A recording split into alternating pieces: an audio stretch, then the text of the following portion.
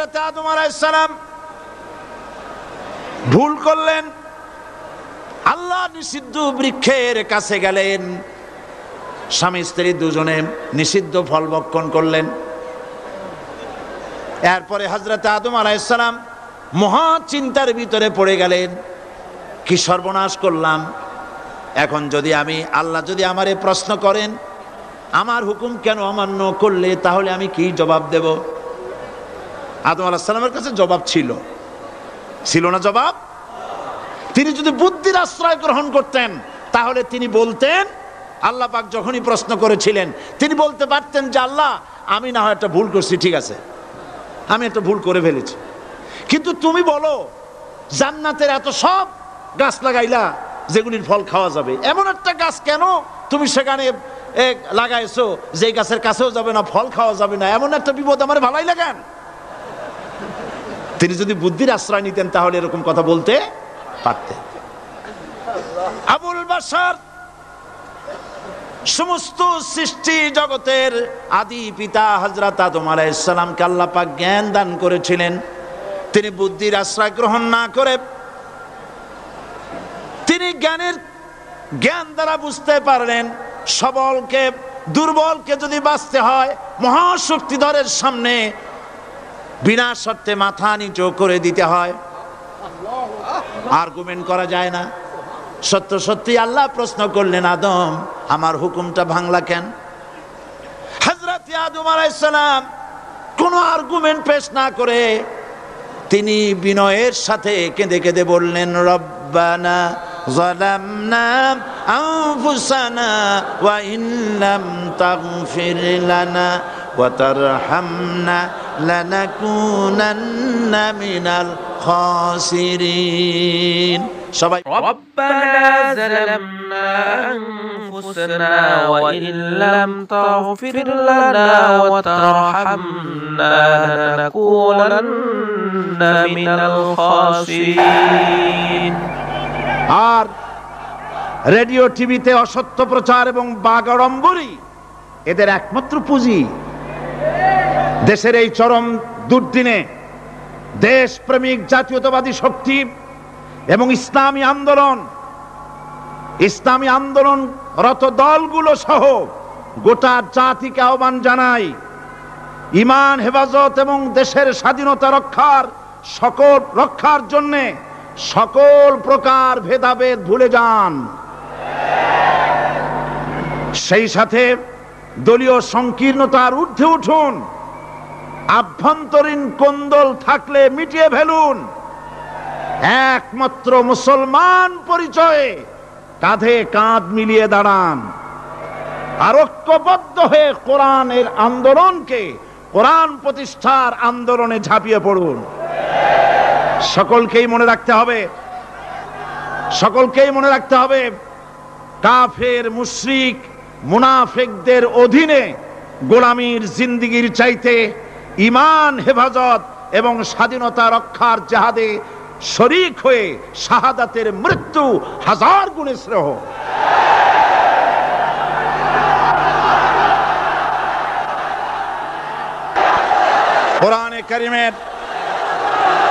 কোরআনে কারীমের তাফসীর শুরু করার আগে সাংবাদিকদের জন্য আমি এই কথাগুলি বললাম, যেহেতু রাত বেশি হলে তারা কথাগুলি পত্রিকায় দিতে পারবে না, সেই জন্য পুরা নিউজ বলার আগে হেডলাইনগুলি জানাই দিলাম।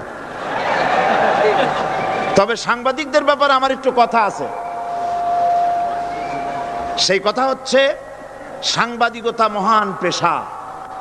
সব সময় আমরা সম্বোধন করি সাংবাদিক বন্ধুগণ, আমরা জাতির বিবেক তাদেরকে মনে করি, ঠিক কিনা বলেন? এই চট্টগ্রাম তাফসীরুল কোরআন মাহফিল কি নিয়ে যা ঘটলো সাংবাদিকদের মাধ্যমেই গোটা জাতি এবং দুনিয়া জানতে পেরেছে। ওই সব সাংবাদিকদেরকে আমি আমার অন্তরের অন্তঃস্থল থেকে মোবারকবাদ জানাই, যে সব সাংবাদিকরা জীবনের ঝুঁকি নিয়ে সত্যকে বিকশিত করেছেন। কিন্তু তার মধ্যেও কিছু কিছু সাংবাদিক আছে, আমি তাদেরকে দু একটি কথা না বলে পারবো না। বলবো? বলাই লাগবে। তার মধ্যে একটি পত্রিকা যার নাম জনকণ্ঠ ওরফে র কণ্ঠ। এই পত্রিকাটি আজ রিপোর্ট করেছে জনকণ্ঠ, সশস্ত্র ক্যাডার প্রহরায় চট্টগ্রামে সাইদির তাফসীর মাহফিল শুরু। আজকের এই লক্ষ লক্ষ জনতাকে জিজ্ঞেস করতে চাই, এই লক্ষ লক্ষ জনতা আপনারা কোন সশস্ত্র ক্যাডার চোখে দেখেছেন?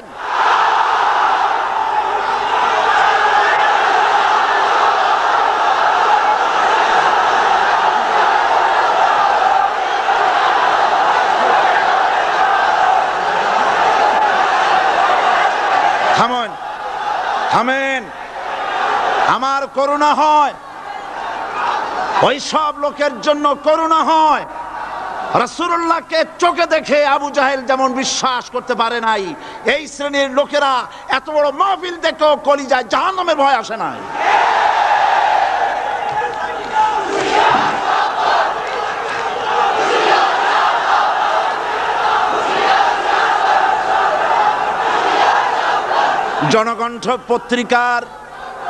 জনকণ্ঠ পত্রিকার সাংবাদিক যদি খুঁজে খুঁজে সশস্ত্র ক্যাডার আপনি এভাবে খুঁজে খুঁজে পান, সাংবাদিকতার চাকরি ছেড়ে পুলিশে চাকরি নিন। আপনার দ্বারা অন্তত পুলিশ বাহিনী উপকার পাবে। এত বড় মিথ্যে কথা লিখবেন না, আপনাকেও মরতে হবে এবং আল্লাহর কাছে আপনাকেও জবাবদিহি করতে হবে। এবার যুগান্তর।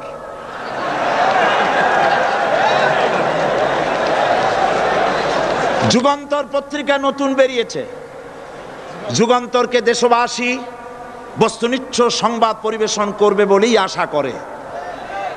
জনকণ্ঠের মতো জঘন্য কণ্ঠে যুগান্তর পরিণত হোক, জাতি তা চায় না। যুগান্তরের রিপোর্টার কি রিপোর্ট করলেন? আপনি লিখেছেন হাইকোর্ট, আপনি যা লিখেছেন আমি তা পড়ছি। সাইদি বলেন এ সরকারকে জালিম সরকার আখ্যায়িত করে বলেন, আগুন নিয়ে খেলা করবেন না, বেশি বাড়াবাড়ি করলে পিটিয়ে দিল্লিতে পাঠায় দেব। এই লক্ষ জনতা সাক্ষী দেন, সরকারকে পিটাইয়া দিল্লি পাঠাবে এই কথা আমি বলেছি।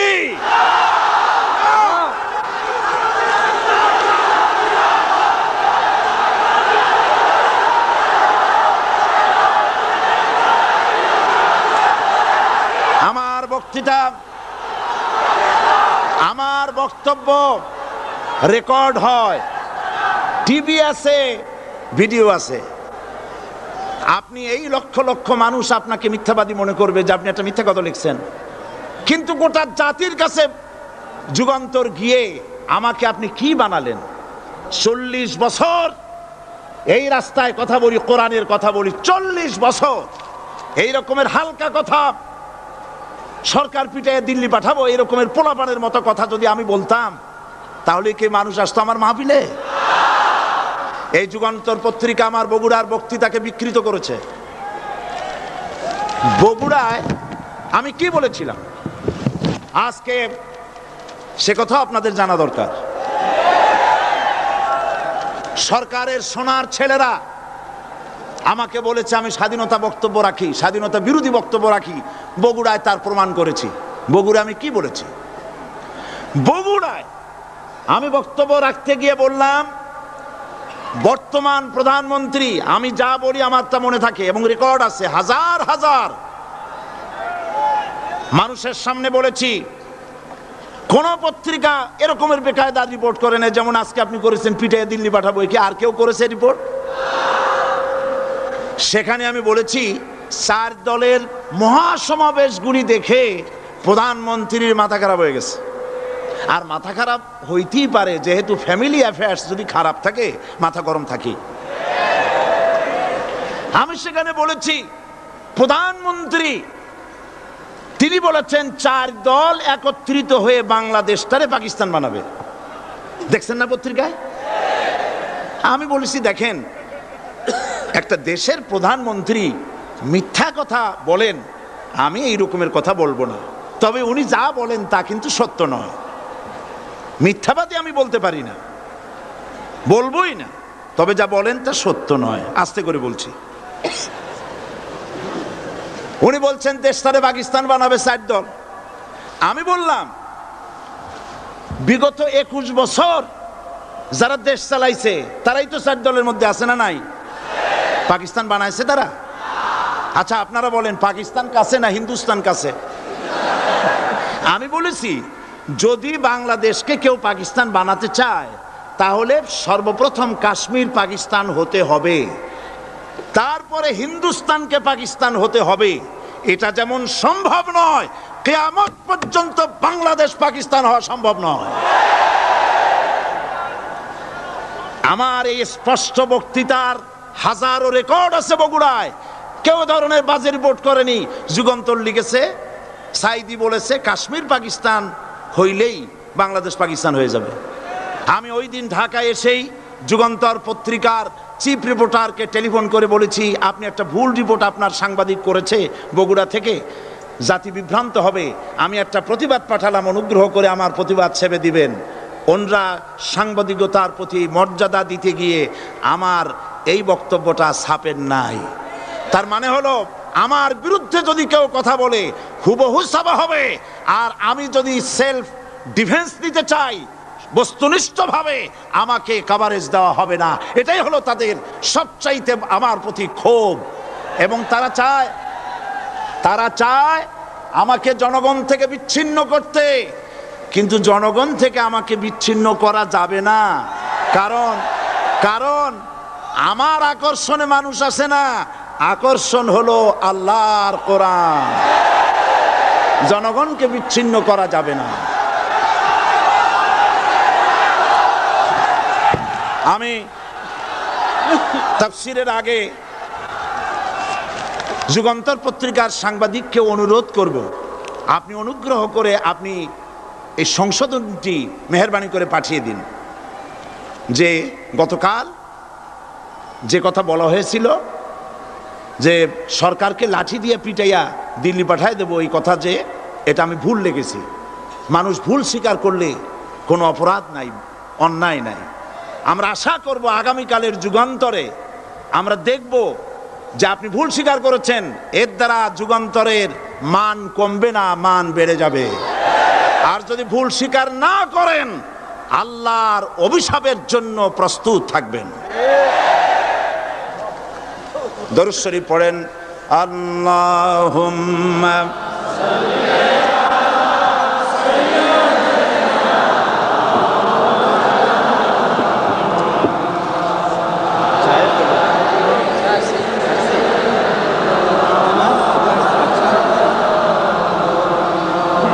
আল্লাহুম্মা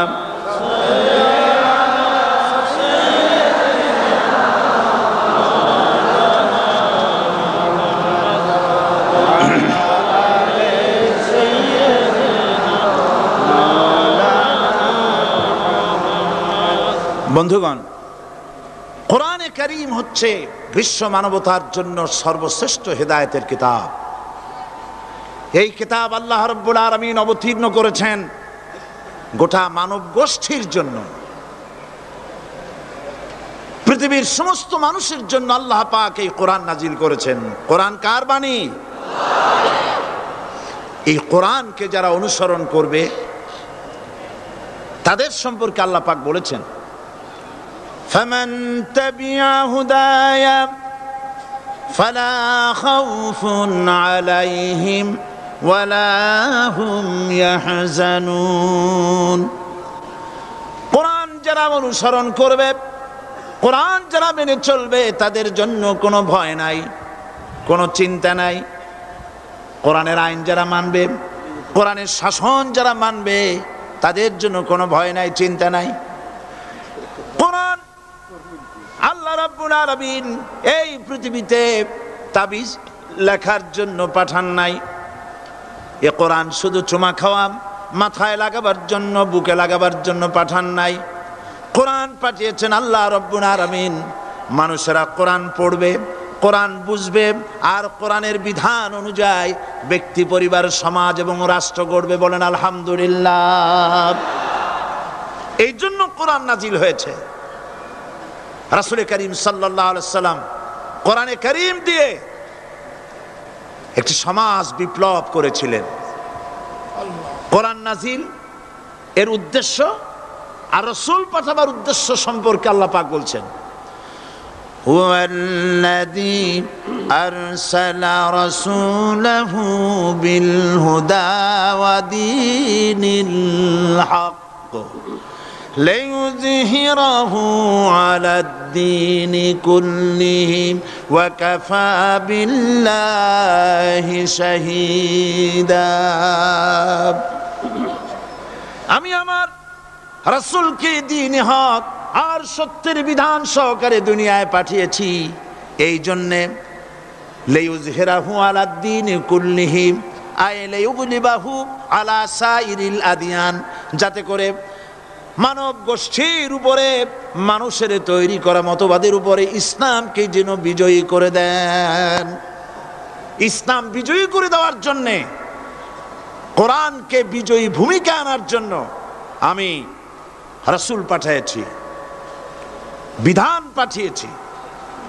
সেই আল্লাহ পাক আমাদের জন্য এ কোরআন দিয়েছেন পৃথিবীতে আইন এবং বিধান মেনে চলার জন্যে। এই কোরআন মানুষের ইহকাল এবং পরকালের মুক্তির দিশা দেখায়। কোরআন যারা মানে তারাই শান্তি পায়, যারা মানে না তারাই অশান্তি মধ্যে বসবাস করে। আজকে আপনারা বলেন, পৃথিবীতে সবচাইতে অশান্তিতে কারা? মুসলমান। পৃথিবীতে সবচাইতে অশান্তিতে কারা?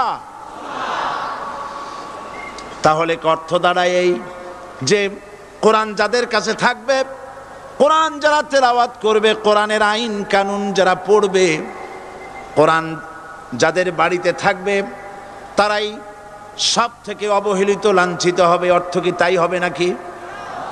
না, তা হবে না। আল্লাহ পাক বলেছেন, তাহা মা আনজালনা আলাইকাল কুরআনা লিতাশকা।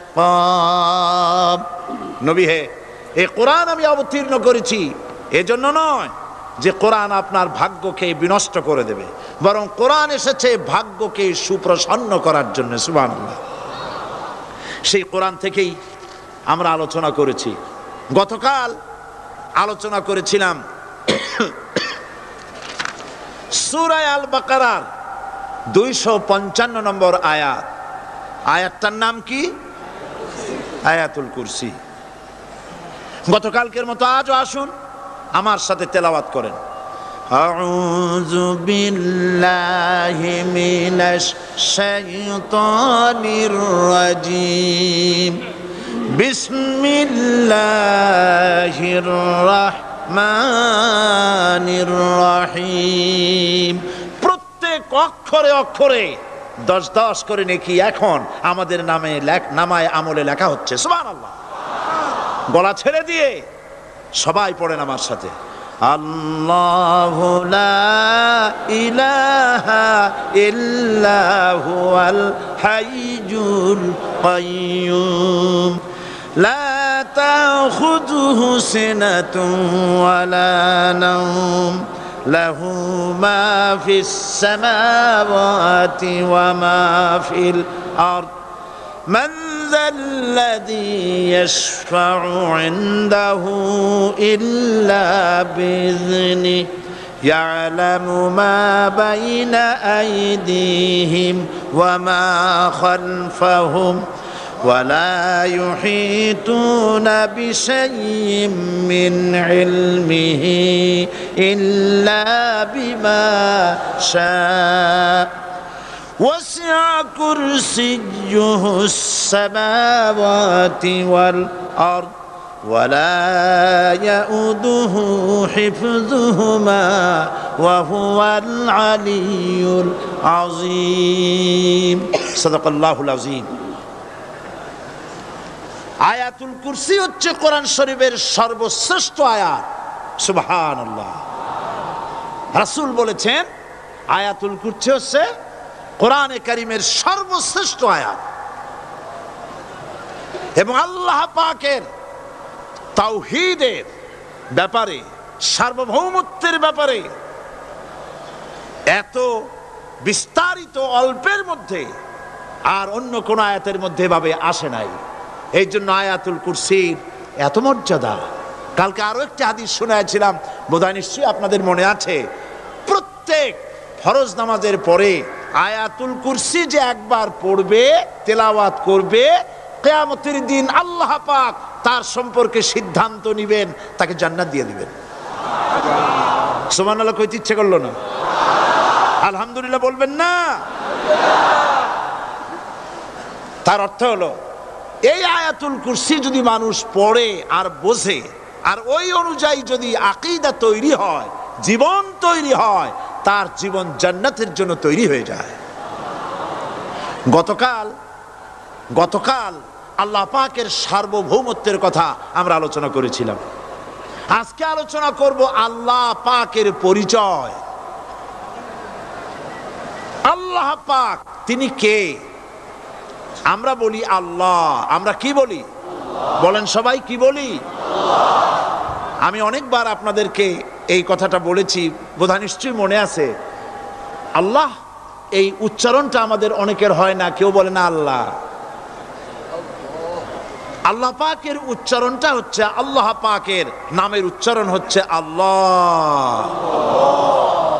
মুখটা একটু গোল হয়ে যাবে, বলেন আল্লাহ আল্লাহ সুবহানাল্লাহ। পৃথিবীতে বিভিন্ন জাতি তার স্রষ্টাকে, তারা যাকে স্রষ্টা মনে করে, বিভিন্ন নামে ডাকে। কেউ বলে ভগবান, কেউ বলে ঈশ্বর, কেউ বলে পরমেশ্বর, কেউ বলে বিধাতা, কেউ বলে গড।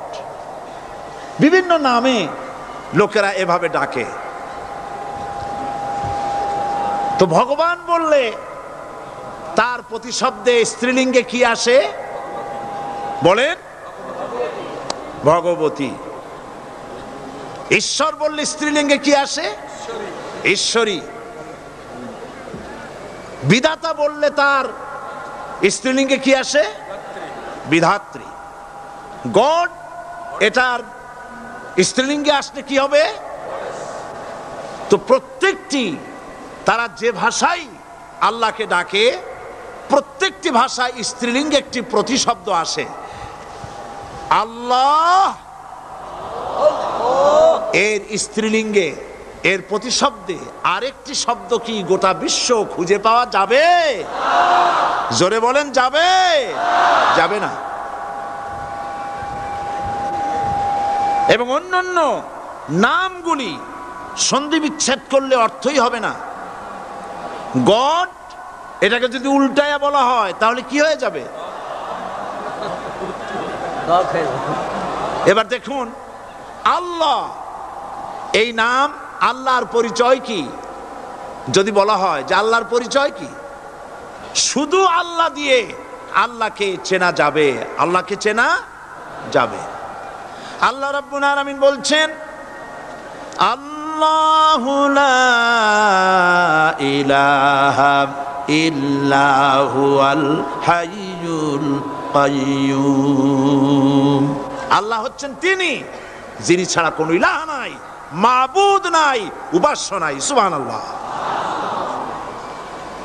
এখন আল্লাহর যদি প্রথম একটা অক্ষর আলিফ ছেড়ে দেওয়া হয় তাহলে থাকবে কি? লিল্লাহ। এই লিল্লাহ দিয়েও কেউ যদি আল্লাহর পরিচয় পেতে চায় তাহলে পেয়ে যাবে।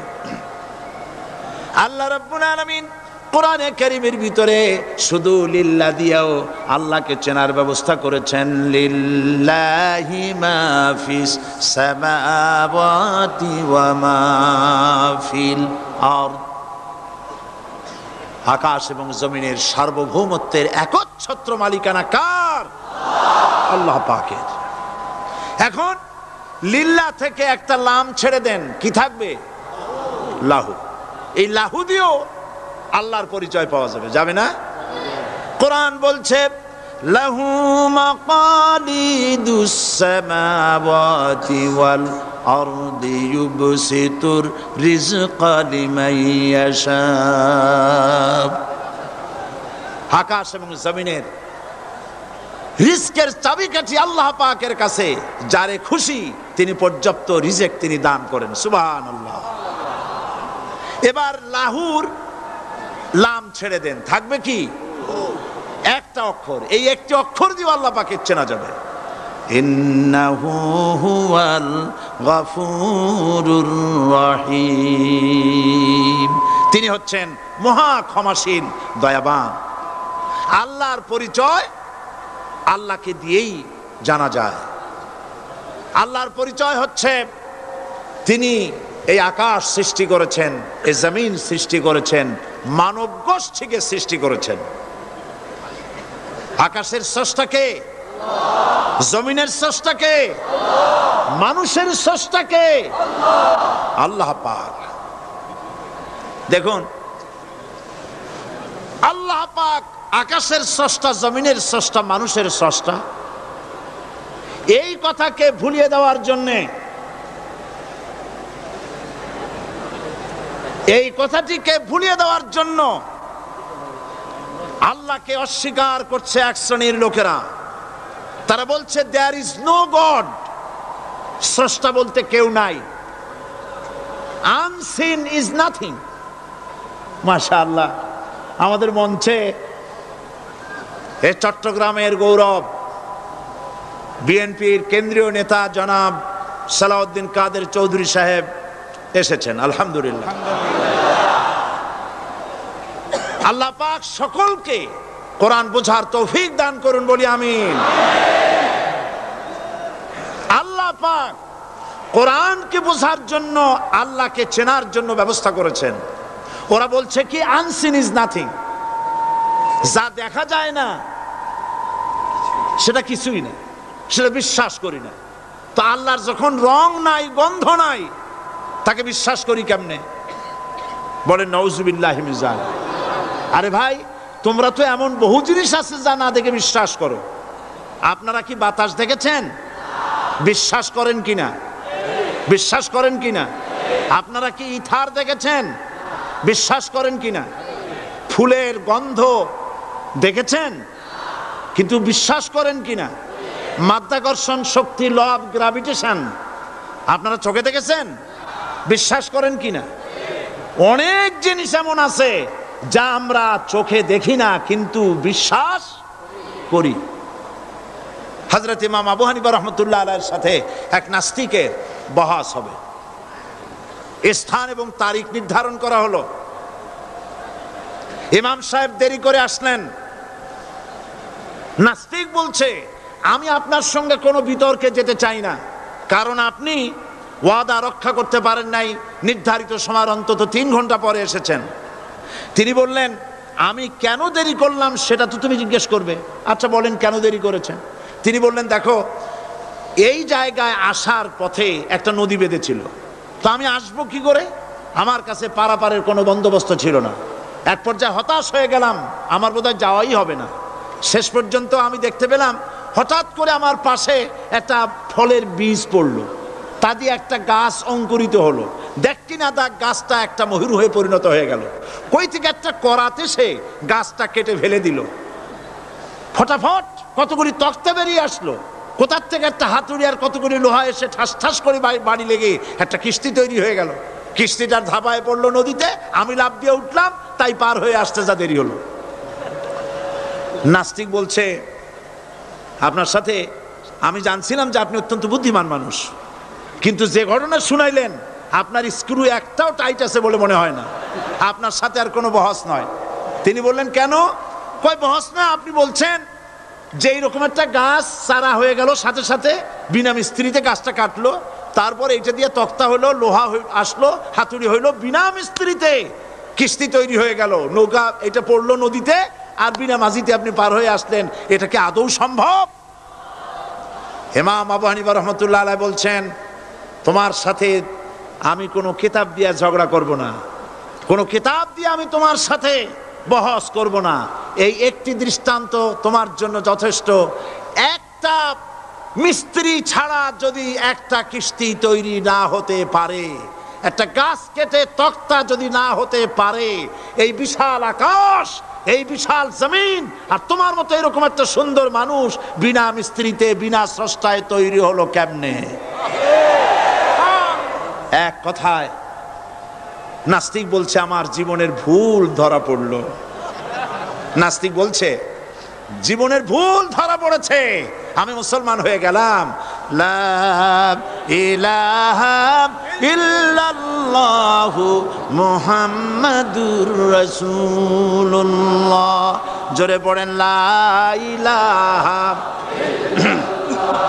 লা ইলাহা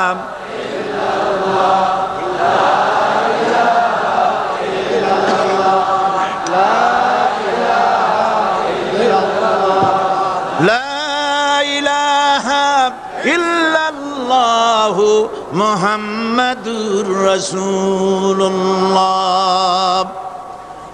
প্রিয় কোরআন পাগল ভাই সব, মাহফিল কর্তৃপক্ষ আমাকে স্লিপ দিয়েছে, প্রচন্ড চাপ সৃষ্টি হয়েছে চতুর্দিকের রাস্তায়, মানুষ বসার জায়গা পাচ্ছে না, দাঁড়াবারও জায়গা নাই। আমরা তো এই মাঠ টেনে লম্বা করতে পারবো না, তবে আপনারা একটু চেপে বসলে বোধহয় ভালো হয়। আপনারা কি রাগ করবেন নাকি? তাহলে বসা অবস্থায় দাঁড়াবেন না মোটেই? বসা অবস্থায় সামনের দিকে একটু এগিয়ে আসা যায় কিনা? তাহলে তাই করুন, দাঁড়াবেন না কেউ, বসা অবস্থায় সামনে চাপেন, আর দাঁড়ানো ভাইরা সুযোগ গ্রহণ করেন, জোরে সোরে জিকির করেন সুবহানাল্লাহ ওয়ালহামদুলিল্লাহ লা ইলাহা ইল্লাল্লাহ, সুবহানাল্লাহ ওয়ালহামদুলিল্লাহ লা ইলাহা ইল্লাল্লাহ। আরো জোরে পড়েন সুবহানাল্লাহ ওয়ালহামদুলিল্লাহ লা ইলাহা ইল্লাল্লাহ, সুবহানাল্লাহ ওয়ালহামদুলিল্লাহ লা ইলাহা ইল্লাল্লাহ, লা ইলাহা ইল্লাল্লাহু মুহাম্মাদুর রাসূলুল্লাহ। আমি দাঁড়াতে বলি নাই, মেহেরবানি করে বসুন, কান মন দিয়ে আল্লাহর পরিচয় শুনুন। কেবলমাত্র হতভাগা কপাল পোড়া যারা, তারাই নাস্তিক হতে পারে, ঠিক কিনা? আমি মনে করি না এই মাহফিলে কোনো নাস্তিক আসছে। আমি বিশ্বাস করি সকলে আল্লাহরে বিশ্বাস করে, কোন আলহামদুলিল্লাহ। কিন্তু কপাল পোড়ারা তারা বলে আল্লাহ নাই। এই ধরনের এক কপাল পোড়া ঢাকা বিশ্ববিদ্যালয় ছিল, মরছে। তার মৃত্যুতে দেশের প্রধানমন্ত্রী বলেছেন জাতির অপূরণীয় ক্ষতি হলো। আমি বললাম অপূরণীয় ক্ষতি হয় নাই, শয়তানটা কমছে। সে মরার আগে বলেছে কি জানেন? মরার আগে বলেছে আমার লাশ গোসল হবে না, দাফন হবে না। এইটারে মরার পরে তোমরা মেডিকেল কলেজে দিয়ে দিবা, তারা আমারে কাটাছেড়া করিয়া অপারেশন শিখবে। বেচারা বুঝতে পারছে যে মরার পর তার অবস্থাটা কি হবে, তো এদিক দিয়ে কাটাছেড়া করে যদি শেষ করে দেয় সেই ভালো, কবরে না যাই। তাকে রাখা হলো বারডেমের ডিপ ফ্রিজের ভেতরে। কদিন পরে তার অন্তিম ইচ্ছে অনুযায়ী মেডিকেল কলেজে পাঠানো হলো। ছাত্র শিক্ষকরা যখনই শুনেছে যে ওই লাশ আসতেছে, তারা রাস্তায় দাঁড়ায় বলছে আল্লাহর রাস্তায় মাপ চাই, এইটার এদিকে আনবেন না। কারণ জীবনে বাইসে থাকতে যে আল্লাহরে স্বীকার করে নাই, ওরে অপারেশন করে যা শেখবো এতে রুগী শুধুই মরবে, বাঁচবে না কেউ। এরপরে সলিমুল্লাহ মেডিকেল কলেজে নেওয়া হলো, তারাও একই কথা বলল। শেষ পর্যন্ত নিয়ে ডিপ ফ্রিজে রাখছে, এখন কোথায় আছে আমি জানি না। এখন লাশের অবস্থা এই হয়েছে যে রাস্তায় যদি ফালায় দেয় কুত্তাও খাবে না, কারণ এত বাসি লাশ। আমার দেশের কুত্তা এত অভদ্র না যে এত পচা লাশ খাবে। আল্লাহকে অমান্য করলে পরে, অস্বীকার করলে পরে আল্লাহ পাক এইভাবে শাস্তি দেন। আর এগুলোর নাম হলো বুদ্ধিজীবী। এগুলোর নাম কি? বুদ্ধিজীবী। আর বুদ্ধিজীবী এটা হচ্ছে জীবী। জীবী মানে কি? পেশা। মৎস্য বিক্রি করে যারা জীবিকা উপার্জন করে তাদের কি বলে? যারা চিকিৎসা শাস্ত্র এই দিয়ে যারা জীবিকা নির্বাহ করে তাদেরকে কি বলা হয়? যারা আইন ব্যবসা করে জীবিকা নির্বাহ করে তাদের কি বলা হয়? যারা কৃষি পণ্য উৎপাদন করে জীবিকা নির্বাহ করে তাদেরকে কি বলে? আর যারা বুদ্ধি বিক্রি করে ভারতের পা চাটা গোলামি করে তাদের কি বলে? এই কোরআন শরীফে কিন্তু কোথাও বুদ্ধির কথা নাই, সব আছে জ্ঞানের কথা। কোরআন শরীফে কি আছে? কোথাও বুদ্ধির কথা নাই, সব জায়গায় জ্ঞানের কথা। কোরআন শরীফে কি কথা আছে হে আল্লাহ তুমি আমার বুদ্ধি বাড়ায় দাও? আছে? কোরআন শরীফে আল্লাহ রাব্বুল আলামিন শিখায় দিয়েছেন, বলো রব্বি জিদনি ইলমা। পড়েন সবাই, রব্বি জিদনি ইলমা। হায় আল্লাহ তুমি আমার বুদ্ধি বাড়াও নাকি? তুমি আমার কি বাড়াও? আমার জ্ঞান বাড়াও। ওয়াল্লাযীনা উতুল ইলমা দারাজাত। আল্লাহ পাক বলছেন যাকে আমি জ্ঞান দান করছি তার মর্যাদা বৃদ্ধি করে দিয়েছি। সুবহানাল্লাহ। জ্ঞানের মর্যাদা বেশি। বুদ্ধি, পৃথিবীতে শ্রেষ্ঠ বুদ্ধিজীবী হচ্ছে বুদ্ধিজীবীদের নেতা, বুদ্ধিজীবীদের সর্দার, যে তার নাম কি জানেন? শয়তান। বড় বুদ্ধিজীবীর নাম কি? শয়তান। দেখেন ওর বুদ্ধি। আর আদম আলাইহিস সালামকে আল্লাহ পাক কি দিয়েছিলেন? ইলম। কি দিয়েছিলেন? ওয়া আল্লামা আদামাল আসমা কুল্লাহা। আমি আদমকে কি দিছি? জ্ঞান দান করেছি। শয়তান হলো বুদ্ধিজীবী। ও বুদ্ধিজীবী করলো কি দেখেন, আল্লাহ পাক বললেন আদমকে সৃষ্টি করে উসজুদু লি আদামা ফাসাজাদু ইল্লা আল্লাহ রাব্বুল আলামিন উপস্থিত সকলকে হুকুম করলেন আমার আদমকে সেজদা দাও। সবাই সেজদা করলো না কে? মিস্টার ইবলিস সেজদা করলো না। আল্লাহ পাক প্রশ্ন করলেন, ইবলিস তুমি আমার হুকুম মানলে না কেন? কেন তুমি সেজদা করলে না? শয়তান তখন বুদ্ধির আশ্রয় নিল। শয়তান বলল, খালাকতানি মিন নার ওয়া খালাকতাহু মিন তিন। আয় আল্লাহ তুমি তো আমারে বানাইছো আগুন দিয়ে, আর আদমকে বানিয়েছো মাটি দিয়ে। আনা খায়রুম মিনহু, আমি তার থেকে উত্তম। কারণ তুমি আমাকে একটা অবৈজ্ঞানিক আদেশ করেছো। মাটির গতি নিম্নমুখী আর আগুনের গতি ঊর্ধ্বমুখী। ঊর্ধ্বমুখী জিনিসকে নিম্নমুখী জিনিসের সামনে মাথা নত করতে বলা সম্পূর্ণ আনসাইন্টিফিক। এই জন্য আমি এটা মানতে পারিনি। আল্লাহ পাক বললেন কিচ্ছু না, মানুষ জায়গা না পাই আসতেছে, বসান। এখানে যারা দাঁড়িয়েছে বসা লোকেরা তাদেরকে বসায় দেন, বসেন। আরে ভাই আপনারা বোঝেন না কেন? সরকারের সোনার ছেলেরা এইখানে আসার সাহস করবে না।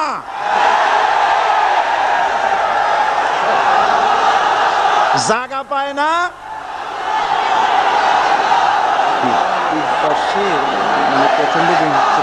করবো কি আমি? কিছু করেন, বসেন, থামেন। মানুষ বসার জায়গা পাচ্ছে না বলে অসুবিধা হচ্ছে। নড়াচড়া কেউ করবেন না, কোন আওয়াজ করবেন না। আল্লাহ তৌফিক দিন, জোরে কোন আমিন।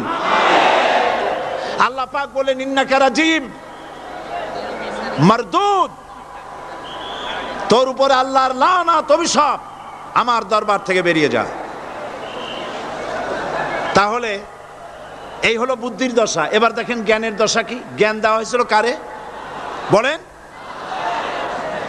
একটা জিনিস লক্ষ্য করুন, আল্লাহ পাকের হুকুম শয়তান লঙ্ঘন করেছে, আদম আলাইহিস সালামও হুকুম কি করেছেন? অমান্য করেছেন, করেন নাই? ভয় পান নাকি বলতে? আদম আলাইহিস সালাম আল্লাহ পাকের হুকুম অমান্য করছেন কিনা? অমান্য করেছেন। কি আল্লাহ পাক বলেছেন? এই জান্নাতের সব কিছু নাজ নেয়ামত ভোগ করো, কিন্তু এই গাছের কাছেও যেও না। নিষেধ করেন নাই? ভাই পড়েন, রব্বানা যালামনা আনফুসানা ওয়া ইল্লাম তাগফির লানা ওয়া তারহামনা লানাকুনান্না মিনাল খাসিরিন। হায় আল্লাহ পাক, আমি আমার নফসের উপরে জুলম করেছি, অত্যাচার করেছি, তুমি যদি আমাকে ক্ষমা না করো, দেখেন জ্ঞান কত, তুমি যদি আমাকে ক্ষমা না করো আর আমার প্রতি যদি করুণা না করো, তার মানে হলো শুধু ক্ষমা করলে হবে না, শুধু ক্ষমা করলে হবে না, ক্ষমা করে আমার প্রতি করুণা করে আবার তোমার রহমতের কোলে টেনে নিতে হবে, নইলে পরে লানাকুনান্না মিনাল খাসিরিন, ক্ষতিগ্রস্ত হয়ে যাব। মাফও করবা, করুণাও করবা। সুবহানাল্লাহ ওয়া বিহামদিহি। আল্লাহ পাক দুজনকেই পাঠায় দিলেন। শয়তান আসলো, শয়তান হইয়া আদম আলাইহিস সালাম হলেন, তার ভুল মাফ হয়ে গেল, নবুয়তের মর্যাদা দিয়ে আল্লাহ পাক পৃথিবীতে পাঠায় দিলেন। সুবহানাল্লাহ। সুতরাং কোরআন শরীফে কোথাও বুদ্ধির কথা নাই, জ্ঞানের কথা আছে। আল্লাহ পাক বলছেন, আমি আদম, আমি দাউদ এবং সুলাইমানকে জ্ঞান দান করেছি, ইব্রাহিমকে জ্ঞান দান করেছি। কোরআন শরীফের বহু জায়গায় শুধু জ্ঞানের কথাই বলা হয়েছে। সুবহানাল্লাহ ওয়া বিহামদিহি। সুতরাং বুদ্ধিজীবী, এই বুদ্ধিজীবীরা তারা আসল জ্ঞানটা নাই। আসল জ্ঞান কোনটা বলেন? কোনটা? ডক্টর শহীদুল্লাহ মরহুম, আমি অনেকবার বলেছি তার কথা, আল্লাহ তাকে জান্নাতুল ফেরদাউস নসিব করুন, বলেন আমিন। ডক্টর শহীদুল্লাহ মরহুম বলতেন তার লোকদেরকে যে তোমরা বিদেশ থেকে অনেক ডিগ্রি নামের আগে আনতে পারো, তোমরা পণ্ডিত, একথা আমি স্বীকার করি, কিন্তু কোরআন শরীফের জ্ঞান যদি না থাকে তাহলে পণ্ডিতের আগে আর একটা শব্দ বসবে, মূর্খ পণ্ডিত। কোরআনের জ্ঞান পাণ্ডিত্যকে পরিপূর্ণ করে দেয়, কারণ ওয়ামা উতীতুম মিনাল ইলমি ইল্লা কালিলা। সুবহানাল্লাহ। আল্লাহ পাক বলছেন তোমাদেরকে সামান্যতম জ্ঞান দান করেছি। কতটুকুন জ্ঞান? কতটুকুন? সামান্যতম জ্ঞান দান করেছি। ইল্লা কালিল বলা হয়নি, কালিলা, সামান্যতম। তমর অর্থ যারা বোঝেন তারা নিশ্চয়ই বুঝতে পারেন তমটা কি। সামান্যতম, সামান্যের সামান্যের কত কত সামান্যতম তা আল্লাহ পাক ভালো জানেন। এই জন্য আমি বলি, এই যে আল্লাহ সামান্যতম জ্ঞান আমাদের দিলেন, সুবহানাল্লাহ, এই সামান্যতম জ্ঞান যদি এইরকম হয়, গোটা পৃথিবীটা এখন নজরুল ইসলাম আমাদের জাতীয় কবি, আল্লাহ তারেও বেহেশত দান করুন, কোন আলহামদুলিল্লাহ, জোরে বলেন আমিন। নজরুল ইসলামও কবি, আর আমাদের দেশেও সরকারের ঘোষিত কবি, প্রধান কবি। একজন জাতীয় কবি তিনি বলছেন, মসজিদেরই পাশে আমার কবর দিও ভাই, যেন সকাল সন্ধে মুয়াজ্জিনের আজান শুনতে পায়। জাতীয় কবি। আর এই সরকারের দৃষ্টিতে প্রধান কবি যিনি, তিনি বলছেন, ফজরের আজান যখন শুনি মনে হয় বেশ্যা তার খরিদ্দার ডাকতেছে। আমি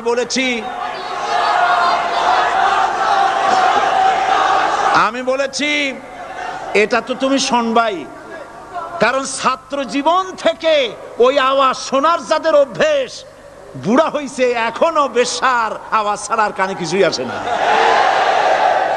নাউজুবিল্লাহ, নাউজুবিল্লাহ, আল্লাহর লানত। বন্ধুগণ, মানুষ নাস্তিক হয় কখন?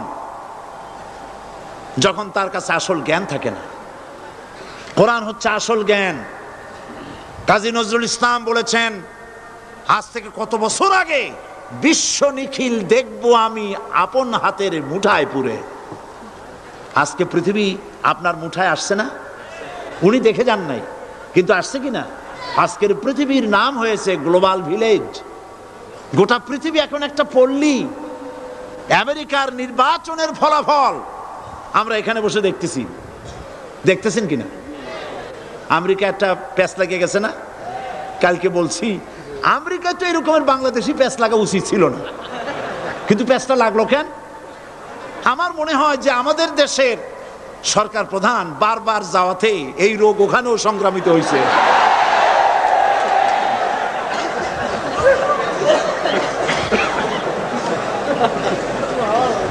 মূল বক্তব্য যেটা, সেটা হচ্ছে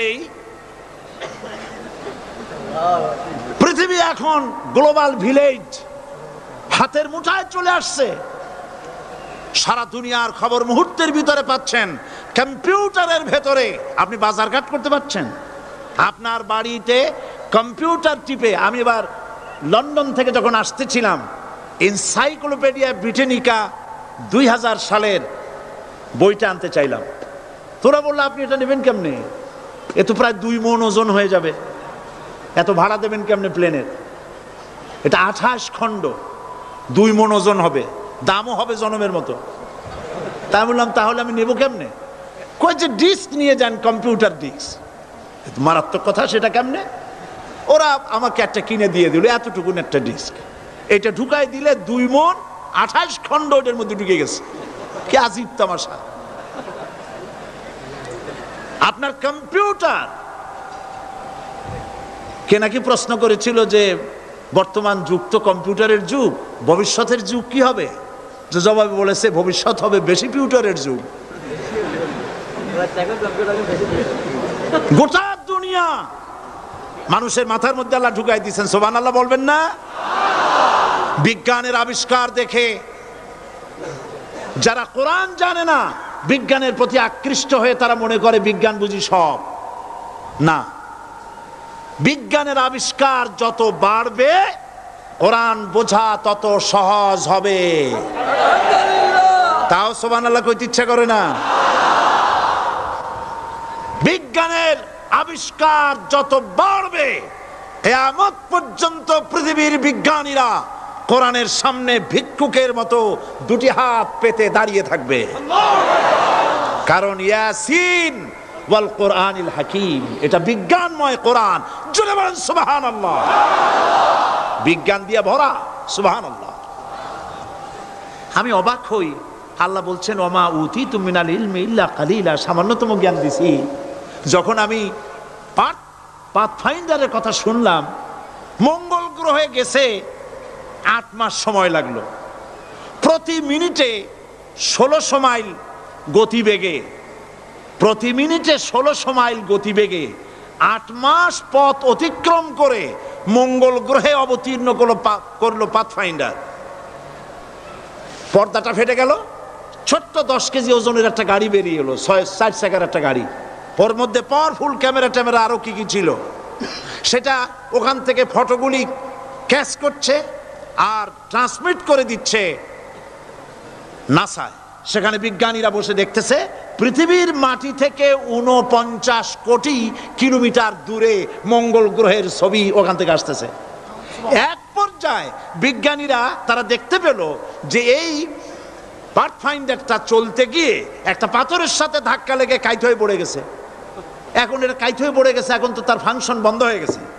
বিজ্ঞানীরা মাটির পৃথিবীতে বসে কম্পিউটার মনিটরিং করে 49 কোটি কিলোমিটার দূরের কাইট হয়ে পড়ে যাওয়া পাথফাইন্ডারকে। সুবহানাল্লাহ, আল্লাহু আকবার, সুবহানাল্লাহ। মানুষ কত বুদ্ধিমান, আল্লাহু আকবার। আল্লাহ তাআলা সকলকে সঠিক বুঝ দান করুক। আল্লামা দেলাওয়ার হোসেন সাইদি হুজুর আর আমাদের মাঝে নাই, সকলেই হুজুরের জন্য খাস করে দোয়া করবেন। আর সম্পূর্ণ ওয়াজ শোনার জন্য সকলকে ধন্যবাদ। এই ভিডিওটা অন্য এক চ্যানেল থেকে নিয়ে ইউটিউবে এডিট করে আপলোড করা হয়েছে।